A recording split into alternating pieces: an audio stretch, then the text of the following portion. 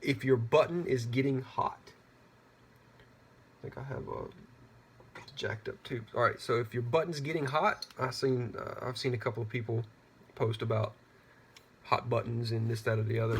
I'll take my shade off here so I can get some light. And if I can find something skinny to point with, all right.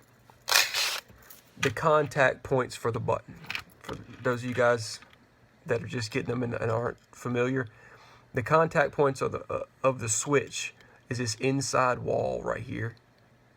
That needs to stay clean. The post of the button.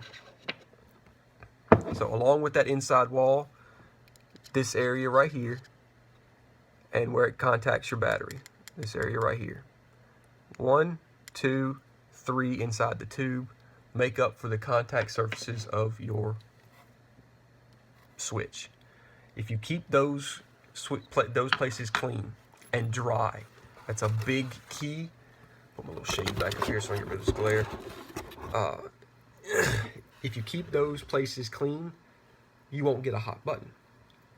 If you do get a hot button, what you're getting is heat transfer from your battery through your button, since your button is all one solid piece of copper, and copper conducts heat every bit as good as it conducts electricity. Your button's going to heat up. It's because your battery's heating up. Arcing you cannot fix. When you make a mechanical connection to a power source, you will have an arc. At the instant of connection, the arc will happen. You can't do anything about it.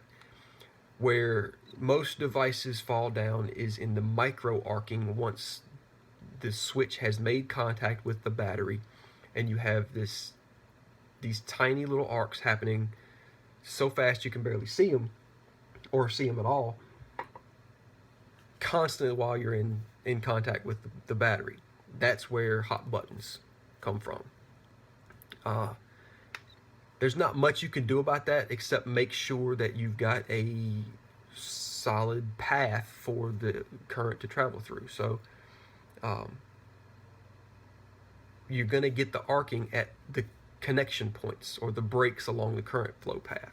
So in order for your atomizer to go off, you've got contact surfaces there. All right, you've got contact surfaces here.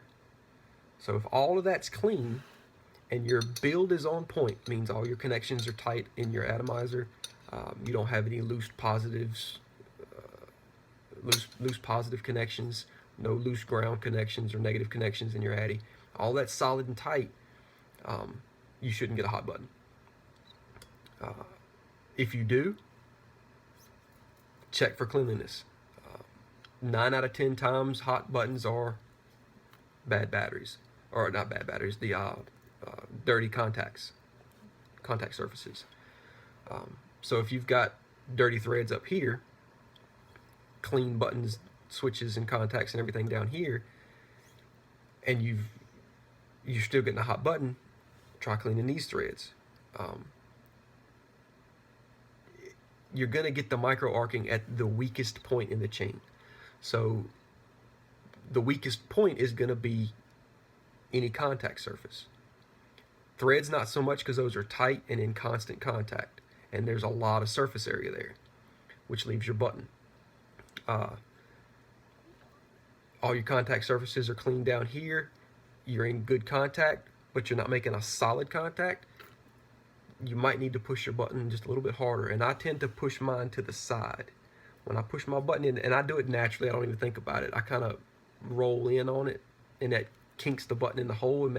It gives you 2 points of contact between the button and the tube, and actually squeezing it, pushing it in there, gives you a solid connection to the battery.